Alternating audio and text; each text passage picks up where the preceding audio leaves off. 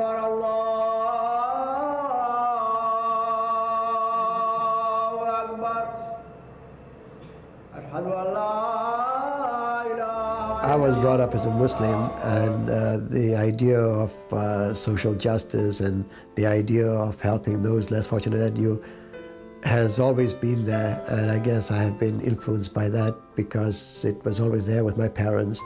When you get involved in this kind of work, what it does is makes you a better Muslim or a better Christian, and that is the whole purpose of doing the work. Talk to their staff. They will brief you about that. Well, first of all, I'd like to say how honored I feel to be with you today. It makes me feel good that this kind of work is being done. But I'd like to get a sense from you of what it really means in human terms. Like in your hearts, how do you feel about what has been achieved here? The history of the International Development and Relief Foundation, I guess, is closely tied to the history of the Muslim community in Canada. Muslims are brought up to believe in helping people who are less fortunate than themselves. IDRF was small. The scope was narrowed down to really primary grassroots kind of organizations, helping maybe the most vulnerable of the disadvantaged people, basically women and children, because they seem to be the most vulnerable in many countries. So in this way, IDRF tries to fulfill the wishes of the Muslim community. We do many things. We train people in disaster management and preparedness. As part of that, the group members are now depositing savings, and after a disaster, they can use the fund to solve their immediate needs. In '93, we established a disaster preparedness and prevention project. And the purpose of that was that there would be a fund in the event of emergencies or disasters that could be used in order to help get families back on their feet. There is a case of a family who lived hand to mouth from fishing. After getting a loan from work, they were able to purchase a fishing net, and now they can fish on their own, and they're sending their 4 children to school.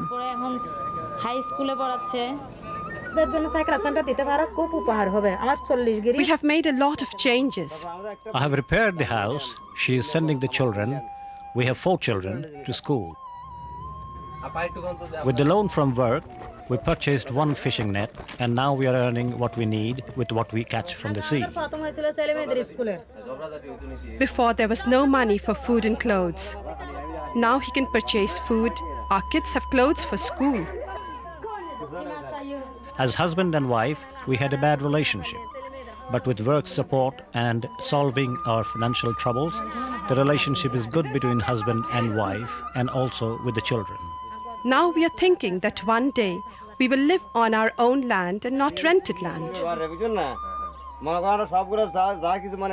We will build a house on our own land and live there very peacefully. That is our dream. And we know that to get there, we will have to ask work for some help again. Some of the other issues that were in the community, one was the high rates of child and maternal mortality and illness rates. And there were several factors that were contributing to this. One was poor water and sanitation facilities. So the project itself is providing 300 sanitary latrines and 30 shallow tube wells being the source of clean and safe drinking water. Together we built some latrines and designed training to keep them sanitary. This ended the previous practice of going to the bathroom in the outside in the open places.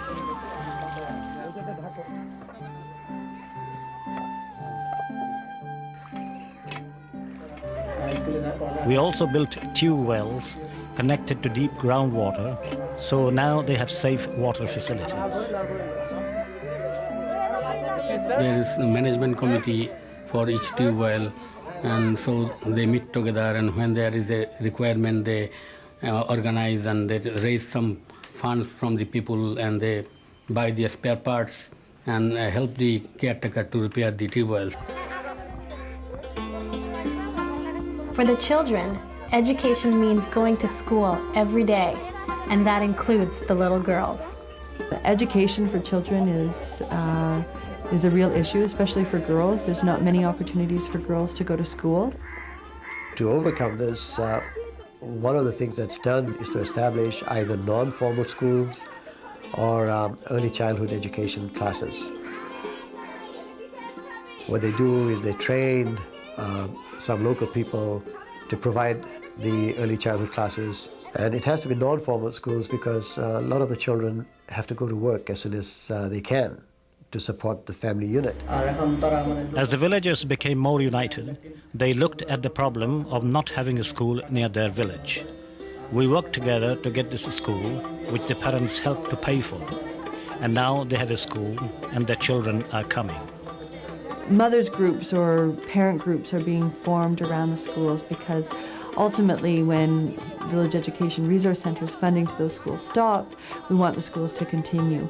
And so we're trying to form community groups that will have input into the management and the curriculum of the schools, but will also develop a sense of ownership and will hopefully pay for the teachers. And this is a method of organizing the mothers of the community and giving them a sense of power, a sense of direction. And the effect of that is that these organized mothers committees then not only run the schools, but they get involved in the microcredit program, they get involved in the micro enterprises, and they become the focus for further development programs in that community. When women get income, when women are capable of getting a loan and also providing income to their families, it elevates both their level of power within a family and their decision-making capacity. It's not the loans that, or the repayment of the loans that matter, it's what kind of impact that additional money has made in the family. Has it allowed children to eat better? Has it allowed them to improve their living conditions or access health services or pay for medicine that might be needed? In order to do all of these things, they have to organize themselves. And when they organize themselves, they learn to make decisions. They learn to interact with other people as a group, which is something that they've never done before. And it gives them an enormous sense of empowerment. And that is what we mean by capacity building. You've essentially involved a community in wanting to improve its own living conditions and environment, and their ideas don't stop when your funding stops. One of the biggest successes is the ability of a community to be able to continue to meet their needs over the long term.